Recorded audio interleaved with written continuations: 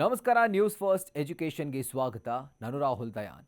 Technology ಬೆಳೆದಂತೆಲ್ಲ ಮನುಷ್ಯನ ಕೆಲಸಕ್ಕೆ ಕತ್ತರಿ ಬೀಳ್ತಾನೆ ಇದೆ. ಅದರಲ್ಲೂ ಈ ಆರ್ಟಿಫಿಷಿಯಲ್ ಇಂಟೆಲಿಜೆನ್ಸ್ ಅಂದರೆ ಕೃತಕ ಬುದ್ಧಿಮತ್ತೆ ಇದು ಬಂದ ಮೇಲಂತೂ ಕಂಪನಿಗಳು ಉದ್ಯೋಗಿಗಳನ್ನು ಮನೆಗೆ ಕಳಿಸೋದು ಜಾಸ್ತಿ ಆಗಿದೆ. ಈಗ ವರ್ಲ್ಡ್ನ ಅತಿ ದೊಡ್ಡ ಕಾಮರ್ಸ್ ಕಂಪನಿ ಅಮೆಜಾನ್ ಭರ್ಜರಿ ಲೇ ಆಫ್ ಮಾಡಿದೆ. ನೆನೆ ಒಂದೇ ದಿನ ಬರೋಬ್ಬರಿ 16,000 ಎಂಪ್ಲಾಯೀಸ್ಗಳನ್ನು ಮನೆಗೆ ಕಳಿಸಿ ಶಾಕ್ ಕೊಟ್ಟಿದೆ. ಕಳೆದ ಅಕ್ಟೋಬರ್ನಿಂದ ಇಲ್ಲಿವರೆಗೆ ಅಮೆಜಾನ್ ಟೋಟಲ್ ಆಗಿ 30,000 ಎಂಪ್ಲಾಯಿಗಳನ್ನು ವಜಾ ಮಾಡಿದೆ. ಇನ್ನು ಈ ಬಿಗ್ ಡಿಸಿಷನ್ ಇಂಡಿಯಾದ ಎಂಪ್ಲಾಯೀಸ್ ಮೇಲೂ ಕೂಡ ಎಫೆಕ್ಟ್ ಬೀರಿದೆ. ನಮ್ಮ ಕರ್ನಾಟಕ ಸೇರಿದಂತೆ ಬೇರೆ ಬೇರೆ ರಾಜ್ಯಗಳ ಸಾವಿರಾರು ಮಂದಿ ಈಗ ಕೆಲಸ ಕಳ್ಕೊಂಡಿದ್ದಾರೆ.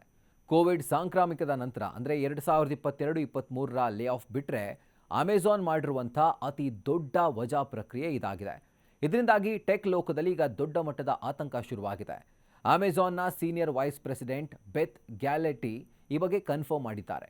ಕಂಪನಿಯಲ್ಲಿ ಮ್ಯಾನೇಜ್ಮೆಂಟ್ ಲೇಯರ್ಗಳನ್ನು ಕಡಿಮೆ ಮಾಡೋದು, ಅಕೌಂಟಬಿಲಿಟಿ ಅಂದರೆ ಹೊಣೆಗಾರಿಕೆಯನ್ನು ಹೆಚ್ಚು ಮಾಡೋದು, ಜೊತೆಗೆ ಬ್ಯೂರೋಕ್ರೆಸಿಯನ್ನು ತೊಡೆದು ಹಾಕೋದು ಈ ಲೇ ಆಫ್ನ ಮೇನ್ ಟಾರ್ಗೆಟ್ ಅಂತೆ.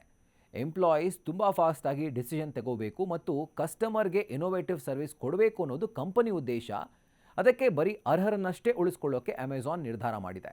ಈ ವಜಾ ಪ್ರಕ್ರಿಯೆ ಮುಖ್ಯವಾಗಿ ಅಮೆಜಾನ್ನ ಕಾರ್ಪೊರೇಟ್ ಮತ್ತು ಆಫೀಸ್ ಎಂಪ್ಲಾಯೀಸ್ ಮೇಲೆ ಪರಿಣಾಮ ಬೀರ್ತಾ ಇದೆ. ಅಮೆಜಾನ್ ವರ್ಲ್ಡ್ ವೈಡ್ ಸುಮಾರು 3.5 ಲಕ್ಷ ಆಫೀಸ್ ಸ್ಟಾಫ್ ಹೊಂದಿದೆ. ಅದರಲ್ಲಿ ಸುಮಾರು 10% ಅಂದರೆ 30,000 ಜನ ಈಗ ಕೆಲಸ ಕಳೆದುಕೊಳ್ಳಲಿದ್ದಾರೆ. ಆದರೆ ಗೋದಾಮು ಮತ್ತು ಡೆಲಿವರಿ ನೆಟ್ವರ್ಕ್ನಲ್ಲಿ ಕೆಲಸ ಮಾಡೋ 15 ಲಕ್ಷ ಮಂದಿಗೆ ಇದರಿಂದ ಯಾವುದೇ ತೊಂದರೆ ಆಗಲ್ಲ ಅಂತ ಕಂಪನಿ ಕ್ಲಾರಿಟಿ ಕೊಟ್ಟಿದೆ. ಎಕ್ಸ್ಪರ್ಟ್ಸ್ ಹೇಳ್ತಾ ಇರೋ ಪ್ರಕಾರ ಅಮೆಜಾನ್ ಈಗ AI ಫೀಲ್ಡ್ನಲ್ಲಿ ತನ್ನ ಇನ್ವೆಸ್ಟ್ಮೆಂಟನ್ನು ಸ್ಪೀಡಾಗಿ ಹೆಚ್ಚಿಸ್ತಾ ಇದೆ. ಅದಕ್ಕೆ ತಕ್ಕಂತೆ ತನ್ನ ವರ್ಕ್ ಫೋರ್ಸನ್ನು ಅಡ್ಜಸ್ಟ್ ಮಾಡಿಕೊಳ್ತಾ ಇದೆ. ಯಾವ ಡಿಪಾರ್ಟ್ಮೆಂಟ್ನಿಂದ ಇನ್ನು ಎಷ್ಟು ಜನರನ್ನು ತೆಗೀತಾರೆ ಅನ್ನೋ ಬಗ್ಗೆ ಅಮೆಜಾನ್ ಇನ್ನೂ ಪೂರ್ಣ ಮಾಹಿತಿಯನ್ನು ಕೊಟ್ಟಿಲ್ಲ. ಒಟ್ಟಿನಲ್ಲಿ ಟೆಕ್ನಾಲಜಿ ಅಪ್ಡೇಟ್ ಆದಂತೆಲ್ಲ ಹ್ಯೂಮನ್ ಕೆಲಸಕ್ಕೆ ಕುತ್ತು ಬರ್ತಿರೋದು ಮಾತ್ರ ನಿಜಕ್ಕೂ ಸುಳ್ಳಲ್ಲ. ಹೆಚ್ಚಿನ ಅಪ್ಡೇಟ್ಸ್ಗಳಿಗಾಗಿ ನಮ್ಮ ಚಾನೆಲ್ ನ್ಯೂಸ್ ಫಸ್ಟ್ ಎಜುಕೇಷನ್ನ ಸಬ್ಸ್ಕ್ರೈಬ್ ಮಾಡಿ, ಬೆಲ್ ಐಕಾನ್ ಕ್ಲಿಕ್ ಮಾಡೋದನ್ನು ಮರಿಬೇಡಿ. ಕ್ಷಣ ಕ್ಷಣದ ಮಾಹಿತಿಗಾಗಿ ನೋಡ್ತಾ ಇರಿ ನ್ಯೂಸ್ ಫಸ್ಟ್, ನಿರ್ಭೀತಿಯಿಂದ ನಿಮ್ಮ ಪರವಾಗಿ.